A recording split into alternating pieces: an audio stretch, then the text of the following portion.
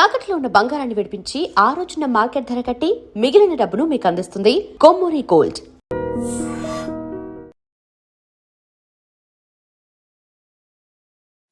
మళ్ళీ మనం పూజ దగ్గరకు వద్దాం. ఇప్పుడు ఈ ఆసనం వరకు బాగుంది. పూజ చేస్తున్నప్పుడు ఎవరు చేస్తే ఏముంది, ఇంట్లో ఖచ్చితంగా మనం దీపారాధన చేయాలి. ఆ భక్తి ఆధ్యాత్మికత అనేది మన ఇంట్లో ఉండాలి అనే భావన ముఖ్యమైనది. ఇంటి యజమానే చేయాలి. హస్బెండ్ చేస్తేనే, అంటే మగవారు చేస్తేనే ఎక్కువగా ఫలితం ఉంటుంది. ఆడవారు స్త్రీలు చేస్తే గనక ఆ ఫలితం వారొక్కరికే వర్తిస్తుంది. ఒకవేళ యజమాని చేస్తే భార్య పిల్లలకి వర్తిస్తుంది అది, కానీ వీళ్ళు చేస్తే వీళ్ళకే వర్తిస్తుంది. ఇలాంటి భేదాలన్నీ వింటున్నాం ఈ మధ్య కాలంలో. ఇది ఎంతవరకు నిజమంటారు? దీపం దేంతో పెడతారు మీరు? వత్తి, ఆ ఒత్తి దేంతో తయారు చేస్తారు? దూది, కాటన్, పత్తి. పత్తి. పత్తి అనేటువంటి వస్తువుకి కారకుడు ఎవరు? ఉమ్, శనేశ్వరుడు. శనేశ్వరుడి అనుగ్రహం ఉందనుకోండి, ఉమ్, మనకి అద్భుతమైనటువంటి కొన్ని సత్ఫలితాలు ఉంటాయి. ఆ, నువ్వుల నూనెతోనో ఆవు నెయ్యితోనో పెడతారు. అవును. ఎందుకు ప్రాథమికంగా ఉదయం పూట పురుషుడే చెయ్యాలి అంటే, ఉమ్, ఒక పురుషుడు ఇంట్లో కనుక సక్సెస్ అయ్యాడు అనుకోండి, కుటుంబం అంతా ఆనందంగా ఉంటుంది. అవును. అంతేనా? అవునండి. ఒక ఆఫీస్ పని మీదో వ్యాపారం పని మీదో బయటికి వెళ్తూ ఉంటాడు. ఉమ్, అక్కడ ఏ అడ్డంకులు రాకుండా తను చేస్తున్నటువంటి ఆ ప్రతిఫలం అతనికి లభించిందనుకోండి, ఆ వ్యాపార వృద్ధి జరిగిందనుకోండి, ఉమ్, అతడు క్షేమంగా ఇంటికి వచ్చాడనుకోండి, వీటన్నింటికీ కారకుడు ఎవరంటే శనేశ్వరుడు. మహనీయమైనటువంటి గ్రహం అది. ఆ, మనం చూసి ఆయన భయపడతాం భయపడతాం. కాదు, మహాయోగ్యుడైన. ఆ, ఆయన అనుగ్రహం లేకుండా చాలా పనులు కావు. ఉమ్, అందుకని ప్రాథమికంగా ఉదయం పూట పూజ గాని, దీపము గాని ఇంటి యజమానిని ఎందుకు చేయమంటారంటే, అతను చేపట్టే ప్రతి పనిలో విజయం సాధిస్తే కుటుంబం అంతా ఆనందంగా వృద్ధి చెందుతుంది. ఇది ఉదయం పూట. ఆ, సాయంకాలం పూట దీపం సుమంగళి స్త్రీ పెట్టాలి. ఉమ్, ఉమ్, ఉమ్, ఎందుకని? సాయంకాలం పూట ఆ చంద్రుడు ఎక్కువగా ఉంటుంది ఆ సమయంలో మనకి. ఆ సమయంలో చంద్రగ్రహానుకూలతతోటి ఇంట్లో అందరూ మనశ్శాంతిగా, ఆహ్లాదంగా ఉండేందుకు, తన సౌభాగ్యం నిలబడేటందుకు స్త్రీ సాయంకాలం పూట దీపం పెట్టాలి. ఆహా, ఇలా విభజించటంలో ఆంతర్యము, ఉమ్, దాని వెనకాల ఉన్నటువంటి కారణం అది. ఆహాహా, అత్యవసరమై బయటికి వెళుతూ నేను ఈ రోజు నేను చేయలేను, నువ్వు దీపం పెట్టు, తప్పేం కాదు. అవును. కానీ వాళ్ళు చేయడంలో ఆంతర్యం ఏమిటంటే, వాళ్ళు బాగుంటే ఇల్లంతా బాగుంటుంది. ఉమ్, వాళ్ళ ఆలోచనలు, వాళ్ళ నడవడిక, వాళ్ళ యొక్క క్షేమము ఇంటి అంతటికి ఆరోగ్యాన్ని, ఆనందాన్ని ఇస్తుంది. ఆ, అందుకనే మగవాడు గుడికి వెళ్తే ఇంట్లో ఉన్న వాళ్ళు లైన్‌గా అందరి పేర్లు చెప్పే ఎక్కర్లేదు. సహకుటుంబానాం అయిపోయింది. అంతే అంతే. సరిపోతుంది. అంతే. కానీ లిస్ట్ చెప్పేస్తా మొత్తం ఉంటాము. అక్కడికెళ్ళి లిస్ట్ మొత్తం ఊడో అన్నది చెప్పేస్తాం మనం. అది అవసరంలా. ఆ, చక్కగా ఫలానా గోత్రం, ఫలానా పేరు, నామధేయస్య సహకుటుంబానాం. భార్య పేరు కూడా చెప్పక్కర్లేదు. ఉహుం, అలా అని భార్య గుడికి వెళ్ళిందనుకోండి, తన భర్త పేరు చెప్పుకునేందుకు అవకాశం లేదక్కడ. ఉమ్, చెప్పుకున్నా అది వాళ్ళిద్దరికి మాత్రమే పరిమితం అయిపోతుంది. ఆహా, అందుకని క్షేత్ర దర్శనం చేసేటప్పుడు స్త్రీ ఒక్కటూ చెయ్యరాదు అని మనకి ప్రమాణం ఉంది. ఆహాహా, క్షేత్ర దర్శనం ఎప్పుడూ భర్తతో కూడి తను చెయ్యాలి. ఉమ్, భర్త ఒక్కడూ చేసినప్పుడు అంటే ఇప్పుడంటే మనం ఏదో అది ఒక టూర్ కింద వెళ్తున్నాం. ఒకప్పుడు ఈ ఆధ్యాత్మిక క్షేత్రాల యొక్క దర్శనం ఎందుకు చేసేవాళ్ళు అంటే, అనుష్ఠాన బలాన్ని, దైవ బలాన్ని పెంచుకుందికి. ఎప్పుడైతే తను సశక్తివంతుడవుతాడో కుటుంబాన్ని ఇంకొంచెం బాగా చూసుకోగలుగుతాడు. ఉమ్, అలా ఒకప్పుడు చేసేవారు. కానీ స్త్రీ ఒక్కటి అలా వెళ్ళడానికి అనుమతి లేదు.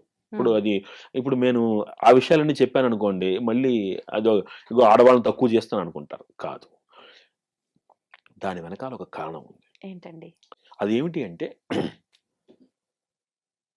సహజంగా స్త్రీకి ఒక అద్భుతమైనటువంటి బాధ్యత ఉంది ఉమ్, మన సమాజంలో. ఒక సమాజము యొక్క దిశానిర్దేశము చెయ్యగలిగినటువంటి సమర్థురాలు ఎవరంటే స్త్రీ మాత్రమే. ఆ, అదేంటండి అంటే, పురుషుడి దగ్గర లేనటువంటి సహనము స్త్రీ దగ్గర ఉంటుంది. అందుకనే పిల్లలు తండ్రితో మాట్లాడడం కంటే తల్లితో మాట్లాడడానికి ఎక్కువ ప్రిఫరెన్స్ ఇస్తారు. అవును. ఈ నేపథ్యంలో ఒక కుటుంబాన్ని సంయమనంతోటి నడిపిస్తూ, కుటుంబంలో పిల్లల యొక్క పురోగతి, సన్మార్గంలో వెళ్ళేందుకు కావలసినటువంటి శక్తిని ఇవ్వగలిగినటువంటిది స్త్రీ. తన కుటుంబ బాధ్యతలను విడిచిపెట్టి తాను కనుక తీర్థయాత్రలకు దైవబలం కోసం తిరిగితే, ఆ ఉమ్. ఇల్లు ఏమైపోతుంది? ఇబ్బంది పడతారు ఇంట్లో వాళ్ళు. 100% ఇబ్బంది. ఆ ఒక్క ఇల్లే ఇబ్బంది పడదు. ఉమ్, ఉమ్. సంస్కారం అనేటువంటి బీజము పిల్లలకి వెళ్ళకపోతే సమాజం ఇబ్బంది పడుతుంది. వాస్తవం. అందుకని స్త్రీ చాలామంది ఏమంటారంటే, మమ్మల్ని హౌస్ వైఫ్ అంటారు. హోమ్ మేకర్ అనేటువంటి కొత్త పదం తీసుకొచ్చారు. అసలు హౌస్ వైఫ్ అనేది ఎంత విలువైన పదం అసలు అది. ఒకప్పుడు మన పెద్దవాళ్ళు ఏం చెప్పారు? ఇంటిని చూసి ఇల్లాలని చూడమని చెప్పారు. ఒక సంస్కారానికి బీజం ఒక స్త్రీ. ఉమ్, అంటే జన్మనివ్వడము అంటే ఒక పురిటి నొప్పులతోటి పునర్జన్మను పొందుతుందామె. అవును. పునర్జన్మను పొందిన తర్వాత మరి ఆ బిడ్డ ఎదుగుదలలో తన పాత్ర ఉమ్, ఆలోచించండి. అవును. 2 మరి ఈనాటి జనరేషన్‌లో ఆడవాళ్ళు ఆరోగ్యాన్ని ఎందుకు కోల్పోతున్నారు? ఉమ్, వాళ్ళ ఆరోగ్య ప్రాధాన్యమై మనం పెట్టినటువంటి కొన్ని నియమాల్ని అవి అణగదొక్కడం అని భావించటం వలన జరుగుతున్న కొంత ప్రమాదం. అంటే ఒకటి ఇక్కడ ఉమ్. ఇంకోటి కూడా మనం అర్థం చేసుకోవాల్సింది ఏంటంటే, జరిగినటువంటి కొన్ని కొన్ని సంఘటనల వల్ల ఈ అపోహలు బయటపడ్డాయి. ఆ, మరి మగోమాంచాలు యుద్ధ రంగంలోకి వెళ్ళలేదా? రాణి ఝాన్సీ లక్ష్మీబాయి వెళ్ళలేదా యుద్ధంలోకి? ఎన్ని వేల మంది స్త్రీ మహిళామణులు వెళ్లి యుద్ధం చేయలేదు? అవును. అలా కాదు. ఆ, వాళ్ళకి నియమింపబడినటువంటిది వాళ్ళు చేశారు. చేశారు. కానీ ప్రాధాన్యంగా పూజ చేసేటప్పుడు ఉమ్, పురుషుడు ఎందుకు చెయ్యాలి అంటే, తాను, తన కుటుంబము తన మీద ఆధారపడి ఉంది కాబట్టి, ఉమ్. ప్రాతకాల పూజ అతను, సాయంకాలం పూజ స్త్రీ చేయడం అనేది ఒక ఆనవాయితీగా వస్తుంది. ఒక ప్రామాణికంగా చెప్పారు దీనికి. ఉమ్. అదనమాట. ఇప్పుడు ఈ దీపారాధన విషయంలో గూడా మళ్ళీ ఎన్నో సందేహాలు. సరే ఎవరో ఒకరు చేస్తున్నాం అయిపోయింది బావుంది. అంటే ఏదైనా సూతకం వచ్చినప్పుడు హ్మ్. ఈ మధ్య కాలంలో చాలామంది మాటల ద్వారా పెద్దవాళ్ళ మాటల ద్వారా అసలు ఆపాల్సిన అవసరమే లేదు దీపారాధన. మీరు ఖచ్చితంగా సంవత్సరం పాటు చేసుకోవచ్చు అని. ఎంత చెప్పినప్పటికీ చాలా మందిలో అలా ఎలా చేస్తాం సూతకంలో ఉన్నప్పుడు మేము చెయ్యము, మేము ఎక్కడికి వెళ్ళము ఆలయాలకి. అసలు ఎవరైనా చేస్తున్న అక్కడికి వెళ్లి గూడా చూడము అని మొండి వాదన వాదిస్తున్నారు. అవును. ఇది వాస్తవమా? చేయకూడదంటారా సూతకంలో? మీరు ఏటి సూతకంలో ఈ సత్కార్యాలు చెయ్యకపోవడం వలన తెలియకుండా మీ ఇంటిని శ్మశానంగా మారుస్తున్నారు. వాస్తవం. నిరంతరం అనుష్ఠానం కూడా ఆపకూడదని చెప్పింది మనకి శాస్త్రం. ఆహా! మీరు చేసేటువంటి దేవతార్చన, అనుష్ఠానము, హ్మ్. సంధ్యావందనము ఇత్యాది కర్మలు కూడా మీరు ఆపకూడదు. వాటిని సరళీకృతం చేసి అందించారు మనకి తప్ప ఏ కార్యము ఆపరాదు అని చెప్తున్నారు మనకి. హ్మ్. దీపం ఎందుకు చెప్తున్నాం మనం? అసలు దీపం యొక్క ప్రాధాన్యతనేంటి? హ్మ్. దీపం జ్యోతి పరం బ్రహ్మ. అవును. దీప సర్వతమోపహః. దీపేనా సాధ్యతే సర్వం దీపదేవి నమోస్తుతే. అంటే మా ఇంట్లో లైట్ ఉందండి అంటాం. ఆ లైట్‌తో ఇంకో లైట్ వెలిగించండి. అవ్వదు. ఇప్పుడు సపోజ్ సీరియల్ లైట్లు పెట్టారు మీరు. హ్మ్. ఓకేనా? సీరీస్ లైట్ పెట్టారు మీరు. సైన్స్ ప్రకారం తీసుకుందాం. హ్మ్. అంటే అక్కడ స్విచ్ చేస్తే 10 లైట్లు వెలిగాయండి అంటారు. అదొకటి ఆగిపోతే 10 ఆగిపోతాయి. అన్నీ పోతాయి. ఎక్కులు తక్కువలు పవరొచ్చినా అన్నీ పోతాయి. ఆ! సీరీస్ ఆఫ్ లైట్స్‌లో ఒకటి పోతే అన్నీ పోతాయి. అంతే. అది సైన్స్ అది. అంతే. నౌ దీపానికున్న గొప్పతనం ఏమిటి అంటే, ఆ దీపము ఒక వేడిని సృష్టిస్తుంది. హ్మ్. ఆ దీపం ఒక సకారాత్మక శక్తిగా శంకర భగవత్పాదులు వారు అందించినటువంటి షణ్మత స్థాపనలో సుబ్రహ్మణ్య తత్వముగా మనకు కనబడుతోంది. హ్మ్. మొత్తం పూజంతటిని కాపాడేది ఎవరంటే దీపంట. హుహు. ఆ దీపము ఇంటికి ఒక తేజస్సునిస్తోంది. ఒక వెలుగునిస్తోంది. అవును. ఆ వెలుగు ఏం చేస్తోంది అంటే, నీలో ఉన్నటువంటి తామసాన్ని తొలగిస్తోంది. హ్మ్. మీరు ఆలోచించండి. చక్కగా మీరు స్నానం చేసి, దీపం పెట్టుకున్న తర్వాత మీ ఆలోచన సరళిని, పెట్టుకోకుండా మామూలుగా ఇంట్లో స్నానం చేయకుండా అవును. తిరిగేటప్పుడు అవును. మీ ఆలోచన సరళిని గమనించండి. చాలామంది ఒక పెద్ద పెద్ద మేధావులు అంటే అన్నీ తెలుసనుకునే మేధావులు హ్మ్. దీన్ని సైకలాజికల్ డిఫరెన్స్ అంటారు. ఒక చిన్న ఆ! మాటతోటి. ఆ! కానీ సైకలాజికల్ డిఫరెన్స్‌కి, శరీరంలో జరిగే మార్పుకి సంబంధం లేదు. సైకలాజికల్ డిఫరెన్స్ అనేది ఆలోచనకి సంబంధించింది. హ్మ్. హ్మ్. అయ్యో! ఈరోజు నేను పూజ చేయలేదు. నేను అయిపోతుందో అని భయం. అది సైకలాజికల్ ఫియర్. ఆ! కానీ అక్కడ అది జరిగిన తర్వాత నాలో కలిగేటువంటి ఒక మార్పు, ఒక ఆనందం ఇవన్నీ అన్నీ సైకలాజికల్లీ రిలేటెడ్ కాదు. కాదు. వాటిల్లో జరుగుతున్నటువంటి ప్రాకృతికమైన మార్పులవి. అవును. ఇది చాలా కాబట్టి మంది అనుభవించుంటారు ఫీల్. 100% అవును. మీరు ఆలోచించండి. చిన్న హ్మ్. ఎగ్జాంపుల్ చెప్తాను. మీరు ఉదయం ఇప్పుడంతా మార్నింగ్ వాక్ ఫ్యాషన్ కదా! అవునవును. కుక్కను పట్టుకొని రోడ్డు మీదకెళ్ళేవాడిని. హ్మ్. ఉదయం స్నానం చేసి గుడికెళ్ళి చక్కగా 11, 16 ప్రదక్షిణలు చేసుకొని గుడి ఆలయం దర్శనం చేసుకున్న వాడిని హ్మ్. పక్క పక్కన కూర్చోబెట్టి మాట్లాడండి. మీకు తెలిసిపోతుంది వాళ్ళ ఆలోచనలో తేడా. అవునవును. అవునవును. ఇక్కడ ఏటి సూతకంలో 12 రోజులు మాత్రమే మైలు. హుహుహు. 12 రోజులు అయిపోయిన తర్వాత ఆ! ఆ తర్వాత నుంచి ఇంట్లో దీపము పెట్టి తీరాలి. హుహు. తీరాలి. ఎందుకంటే ఆ ఇంట్లో నువ్వు ఉంటున్నావు. అవును. ఆ ఇంట్లో నువ్వు ఉంటున్నావు. నీ పిల్లలు ఉంటున్నారు. హ్మ్. మీరు అక్కడ ఆ కార్యాలను చేయకపోవడం మూలంగా ఆ ప్రాంతాన్ని మీరు శ్మశానంగా మార్చేస్తున్నారు. హ్మ్. కూడదు. ఇంట్లో దీపం జరగాలి. మీరు యజమానిగా కూర్చుని కొన్ని సత్కార్యాలు చెయ్యకూడదు. కానీ ఇంట్లో జరిగే నిత్య పూజ చేసుకోవాలిగా. అవును. నువ్వు కొన్ని దేవుడిని పెట్టుకున్నప్పుడు అమ్మవారికి నివేదన పెట్టాలిగా. చెయ్యాలిగా. తప్పేముంది? ఆ! అంతే. కొన్ని కొన్ని కూడనివి. అంటే ఎలాంటివండి? క్షేత్రాలకు వెళ్లి ఇందాక నేను చెప్పినట్టుగా ఆ! మీరు యజమానిగా కూర్చుని హ్మ్. వ్రతాలవి చేసుకోవడం అవి అవి కూడవు. ఓహో! మీరు ఆలయానికి వెళ్ళినా నిర్భ్యంతరంగా వెళ్ళండి. హ్మ్. తీర్థం తీసుకోండి. శతకోపం పెట్టించుకోకూడదు. ఇది హ్మ్. శాస్త్రం. కొబ్బరికాయ కొట్టడం లాంటివి అన్నీ చెయ్యొచ్చు. చెయ్యొచ్చు. కొబ్బరికాయ ఎవరు కొట్టకూడదు? హ్మ్. కడుపుతో ఉన్నటువంటి స్త్రీ 6వ నెల దాటిన తర్వాత కొట్టకూడదు. ఎందుకని? హ్మ్. లోపల ఉన్న గర్భము క్షేమంగా ఉండాలి కాబట్టి. ఓహ్! తర్వాత ఇంకొకళ్ళకి ఆ స్త్రీ ఇంకొకళ్ళకి ఫలం అందివ్వకూడదు. ఎందుకని? తను కోరుకున్న ఫలం తనకు దక్కాలి కనుక. ఇవన్నీ వాటి వెనకాల ఒక సైకలాజికల్ ఒక ఎనాలిసిస్ ఉంది. అవును. కాబట్టి ఏటి సూతకంలో మీరు ఎన్ని సత్కార్యాలు చేస్తారో హ్మ్. వాటన్నిటి ఫలితము మీ పితృదేవతలకి వెళుతుంది. ఆహా! అద్భుతం. మరి ఇంకే అవును. మా మా అమ్మగారు ఆవిడ కాలం చేశారు. ఆ! ఇప్పుడు ఈ సంవత్సరం నేను చేసే సత్కార్యాల ఫలితం అంతా మా అమ్మగారికి ఊర్ధ్వలోకాలు అందిస్తుందంటే ఇంకా ఆనందంగా చెయ్యాలి. మంచిదే ఆ! గదా! ఆ! మనకి శాస్త్రం స్పష్టంగా చెప్తోంది. ఆ అవును. సంవత్సరం మీరు ఏం సత్కార్యాలు చేస్తారో అవన్నీ మీ పెద్దవాళ్ళకి వెళతాయి. హ్మ్. ఇంకా ఆనందంగా చేయండి. అంతే. మనం వాళ్ళు బతికున్నప్పుడు తెలుసో తెలియకో ఓ పొరపాట్లు చేసుంటాం. హ్మ్. వాళ్ళని అరవడమో, కించపరచడమో చేసుంటాం. హ్మ్. కనీసం ఇప్పుడు అవకాశం వచ్చింది. హా! ఇంకా ఎక్కువ చేయండి. అంతే. అంతే తప్ప అవి ఆపేయడం మూలంగా మీ గ్రహ వాతావరణాన్ని మీరు నెగెటివ్ ఎనర్జీతో నింపేస్తున్నారు. హ్మ్. అలా పొరపాట్లు చేయొద్దు. ఇప్పుడు విశేషంగా పండుగలు, పర్వదినాలు వచ్చినప్పుడు మేము అంటే సూతకంలో ఉన్నాం కాబట్టి, మేము బాధలో ఉన్నాము అని తెలియజేయడం కోసమా మరెందుకో ఇలాంటివైతే మేము జరుపుకోకూడదు అన్న ఆలోచన ధోరణిలో చాలామందున్నారు. నిజంగా పండగలు వాళ్ళు జరుపుకోకూడదా? గరుడ పురాణం చదివితే ఆ!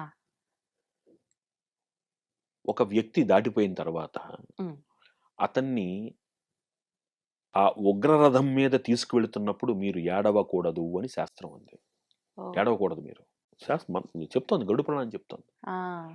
అక్కడే ఏడవకూడదు అనుకున్నప్పుడు, వాళ్ళని వెళ్ళేవాళ్ళు ఆనందంగా వెళ్ళాలి అని మనకు చెప్తున్నప్పుడు, మీరు ఆర్భాటంగా చేసుకోకండి. హ్మ్. కనీసం చక్కగా అందరూ ఉల్లాసంగా ఉండండి తప్పేముంది? అయ్యో! ఎట్లా సాధ్యపడుతుందండి? ఇందాక నేను చెప్పినట్టు మీరు పండగ చేసుకోవడం లేదు అనుకుందాం. హ్మ్. మీ పిల్లలు దీపావళొచ్చింది. హ్మ్. ఒక సంక్రాంతొచ్చింది. మీ ఇంట్లో పిల్లలు ఏవో చేసుకోవాలనుకుంటున్నారు. మనం చేసుకోకూడదు అని ఆపేస్తున్నాం మనం. ఒకళ్ళ పేరు మీద ఇంకొకళ్ళని బాధపెడుతున్నారా లేదా మీరు? అప్పుడు వాళ్ళకేం వెళ్తుంది? వాళ్ళు బాధపడతారు. వాళ్ళ పిల్లలు సంతోషంగా ఉండాలనే గదా మీ వాళ్ళనుకుంటారు. పూర్వీకులు ఒక్కసారి పితృదేవతా స్వరూపంలోకి మారిన తర్వాత స్వార్థరహితంగా వాళ్ళెప్పుడూ అందరి మంచే కోరుకుంటారు. హ్మ్. మన ధర్మం ఏమిటి? మనం ఏంటంటే విపరీతాలకు వెళ్ళకూడదు. ఆ! మీ పరిధిలో ఓకే. ఇంట్లో ఎటు సూతకం ఉన్నప్పుడు నేను ఇందాక చెప్పినట్టుగా మీరు ఇంట్లో మీరు సంకల్పం చెప్పుకొని మీరు వ్రతాలవి చేసుకోకండి. ఆ! కానీ ఇంట్లో పిల్లలకి పిండి వంటలు పెట్టి పెట్టండి. అవును. అవును. తప్పేముంది? హ్మ్. అవి ఆ పిల్లలు సంతోషిస్తారు. పిల్లలు చక్కగా తింటారు. ఆనందంగా తింటారు. తింటారు. అవును. వాళ్ళకి లేదుగా ఏడు సూతకం. ఏడు అవును. సూతకం మీ ఇద్దరికేగా హ్మ్. భార్యాభర్తలకి. మరి వాళ్ళనెందుకు మనం పస్తుబెట్టాలి? అవును. కూడదు. ఒకళ్ళు బాధపడటము అనేటువంటిది ఆ ఆచారంలో లేదు. హ్మ్. అలా అని మనం వెర్రి వేషాలకి వెళ్ళకూడదు. ఆ! విపరీత వేషాలకి వెళ్ళకూడదు. హ్మ్. ఇది చాలా స్పష్టం. ఇప్పుడు ఈ సూతకంలో ఉన్నప్పుడు అంటే మన బంధువులది, మన వాళ్ళది అయిన వాళ్ళ ఎవరి అయినా శుభకార్యాలైనప్పుడు వీళ్ళు చాలా కార్యక్రమాల్లో వీళ్ళన్నా దూరంగా ఉంటారు. లేదు వీళ్ళు సూతకంలో ఉన్నారు. ఇంకా ఏడాది అవ్వలేదు కాబట్టి వాళ్ళని కాస్త దూరంగా పెట్టాలనే ధోరణి గూడా కొన్ని సందర్భాల్లో చూస్తాం. అది ఇది చాలా ఎంతవరకు? పొరపాటండి. హ్మ్. ఇది ఆహ్, ఏమవుతుందంటే భక్తి అనేటువంటిది మూఢత్వంలోకి వెళ్ళకూడదు. ఇదంతా మూఢత్వంలోకి వెళుతోంది. హ్మ్. Superstitious approach. నిజంగా అండి. ఎలా ఉంటుందంటే పలానా వాళ్ళు వెళ్లారనుకోండి. వాళ్ళకెవరికైనా దెబ్బ తగిలిందనుకో వాడొచ్చాడు కాబట్టి దెబ్బ తగిలింది. హ్మ్. కొంత ఈ భయాలనేటువంటివి కూడా సమాజాన్ని ఆక్రమించుకున్న మాట వాస్తవం. ఆ! మనకి ఎక్కడా అలాంటిది లేదు. చక్కగా వెళ్ళండి. అందరితో ఆహ్లాదంగా ఉండండి. నవ్వుతూ ఉండండి. వాళ్ళని ఆశీర్వదించి రండి. హ్మ్. కనీసం మీరు అక్కడికి వెళ్లి అంటే వాళ్ళని పిలిస్తే ఏటు సూతకంలో ఉన్న వాళ్ళని పిలిస్తే మనకేం జరుగుతుందో అనే భయం ఒకళ్ళది.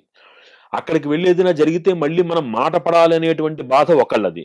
ఇది మూఢత్వంలోకి వెళ్ళిపోతుంది. ఉమ్, దెర్ ఈజ్ నో బార్. ఎక్కడ ఎవరిని రెస్ట్రిక్ట్ చెయ్యబడలేదు. ఉమ్, ఆ 12 రోజులు మైల ఏదైతే ఉందో ఆ మైలలో ఎవరిని కలవకూడదు, ఎవరిని కలుపుకోకూడదు. ఎందుకంటే ఆ సమయంలో ఆ జీవి యొక్క ప్రయాణాన్ని మనకి గరుడ పురాణం స్పష్టంగా చెప్పింది. ఆ, అదైన తర్వాత ప్రతి మాసము మనం పెట్టేటువంటి మాసికాలలో ఏ విధంగా రూపాంతరం చెంది ఆ జీవి వృద్ధి చెందుతూ ఊర్ధ్వలోకాలకు వెళుతుందో చెప్పబడుతోంది. అవును. కాబట్టి ఆ సమయంలో తీసుకునేటువంటి జాగ్రత్తలు తీసుకుంటూ అందరితో కలిసి ఆనందంగా ఉండవచ్చు. ఇప్పుడు ఒక అకేషన్ ఉంది. ఆ అకేషన్ అది ఆ ఇంట్లో అది ఆఖరి అకేషన్. ఆ తర్వాత ఆ ఇంట్లో సత్కార్యం జరగడానికి అవకాశం లేదు. అవును. ఈ ఏడు సూతకం పేరు మీద వాళ్ళని దూరపెట్టడం ఎంతవరకు సబబు? అలా అని వీళ్ళక్కడ భాగస్వామ్యం చేయక్కర్లేదు. ఆ, వెళ్లి చూసి రావచ్చు. చూసి రావచ్చు. కానీ వాళ్ళని పిలవడానికి కూడా భయపడుతున్నారు వాళ్ళు. అవును. వాళ్ళు ఎప్పుడైతే భయపడుతున్నారో వీళ్ళు భయపడుతున్నారు. అవును. ఇది ఒక మూఢత్వంలోకి వెళ్ళిపోతుంది. ఉమ్, మన మైల 12 రోజులు మాత్రమే. మాత్రమే. అంతే.